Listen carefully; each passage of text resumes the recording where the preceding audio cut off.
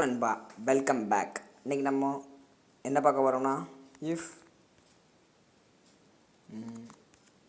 Name double underscore equal to கொட்டேஷனில் double underscore main இப்படின்னா என்ன, இது எதுக்கு யூஸ் ஆகும், இதுதான் பார்க்க போகிறோம். இப்போ இது எதுக்கு யூஸ் ஆகும்னா, ஒரு மாடியூல் நம்ம எக்ஸிக்யூட் பண்ணும்போது இது யூஸ் ஆகும். அப்படின்னா நினச்சி பண்ணால் ஒரு கமெண்ட் லைனாக மாற்றிக்குவேன். ஏற்கனவே இதில் வந்து டிக்டாக்டோ கேம் எழுதி சேவ் பண்ணி வச்சுருக்கேன். அந்த மாடியூலை இம்போர்ட் டெக் அப்படின்னு இம்போர்ட் பண்ணிட்டேன். இப்போ இதை ரன் பண்ணேன். சாரி, சம்திங் கேபிட்டல் டி போட்டுருக்கேன், பார்ப்போம். எக்ஸ்ப்ளோர் TICE கரெக்டாக தான் கொடுத்துருக்கேன். அப்படியே அர்சென்ட்டுக்கு டுட்டோரியல்ஸ் பிரச்சனை இங்கே தான் இருக்குது. நியூ ஃபைல் க்ரியேட் பண்ணுவோம்.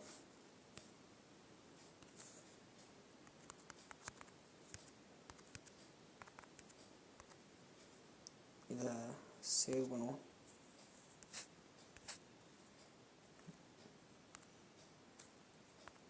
மாடியூல்னு வச்சுக்கலாம். சேவ் பார்த்தீங்கன்னா இப்போ ரன் பண்ணோம். பிரச்சனை இல்லை. இப்போ நம்ம டிக்டாக் கேம் வந்துட்டு இது வந்து நான் ஓப்ஸ் யூஸ் பண்ணாமல் எழுதுனது. பிளேயர் 1 இப்போ இது வந்து நம்மளுடைய எக்ஸிக்யூட் ஆகக்கூடாது. நம்ம ஒரு மாடியூலை இம்போர்ட் பண்ணாலே அதில் இருக்க எல்லா ஃபங்க்ஷனுமே நம்மளுக்கு ஆட்டோமேட்டிக்காக எக்ஸிக்யூட் ஆகுது. அப்படி எக்ஸிக்யூட் ஆகக்கூடாது. இந்த மாதிரி அந்த மாடியூலுக்குள்ள ஃபங்க்ஷன் வெளியே இருந்து இம்போர்ட் பண்ணும்போது எக்ஸிக்யூட் ஆகக்கூடாது. அந்த மாதிரி நேரத்தில் தான் இந்த கண்டிஷன் யூஸ் ஆகும். இப்போ பைத்தான் ஆட்டோமேட்டிக்காக என்ன செய்யணும்னா, நம்ம ஒரு ப்ரோக்ராம் எழுதுனோம்னா அதோட நேம் வந்து ஈக்குவல் டு மெயின்னு செட் ஆயிரும். இப்போ என்ன சொல்கிறேன்னா, சரிங்க, நம்ம அந்த டிக் ஃபைலை ஓப்பன் பண்ணுவோம். டிக் இப்போ இதை வந்து நம்ம ரன் பண்ணும்போது இதோட நேமை பார்ப்போம். முதல்ல அதுக்கு முன்னே ஃபஸ்ட்டு எடுத்தோடனே பிரிண்ட் பண்ணிடுவோம். இல்லைனா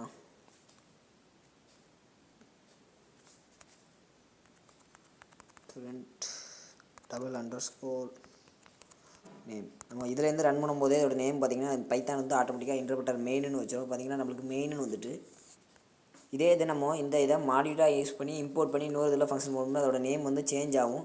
அப்படி நம்ம வந்து இதே இதில் ரன் பண்ணும்போது நமக்கு அவுட்புட் வரணும், இல்லைனா வரக்கூடாது. அப்படிங்கும்போது என்ன செய்யணும், ஃபஸ்ட்டு இப்போ வந்து டிஸ்பிளே ஃபங்க்ஷன் தான் நான் கால் பண்ணேன். இங்கேருந்து ஆரம்பிக்கும் ப்ரோக்ராமிங். இப்போ இந்த ப்ரோக்ராம் வந்து நான் இதில் ரன் பண்ணால் மட்டும் தான் அந்த ஃபங்க்ஷன் எனக்கு கால் ஆகும்னா, இஃப் சிம்பிளாக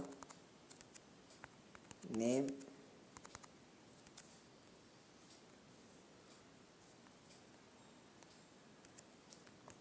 டபுள் ஈக்குவல் டு அண்டர்ஸ்கோருக்குள்ளே மெயின் இப்போ இப்படி கொடுத்து கோலம் வச்சு இன்டர் பண்ணிடணும். இப்போ இந்த கண்டிஷன் ட்ரூவாக இருந்தால் மட்டும்தான் கீழே இருக்க ஃபங்க்ஷன் நம்மளுக்கு ஸ்டார்ட் ஆகும், டிஸ்பிளே ஆகும். இப்போ ரன் பண்ண இந்த நம்ம இதுலேருந்தே ரன் பண்ணோம். அதனால் நம்ம ஃபங்க்ஷன் எந்த பிரச்சனையும் இல்லாமல் எக்ஸிக்யூட் ஆகிடும். இப்போ நான் இதே மாடியூலாக இம்போர்ட் பண்ணியிருக்கேன். அதை நம்ம ரன் பண்ணி பார்த்தோம்னா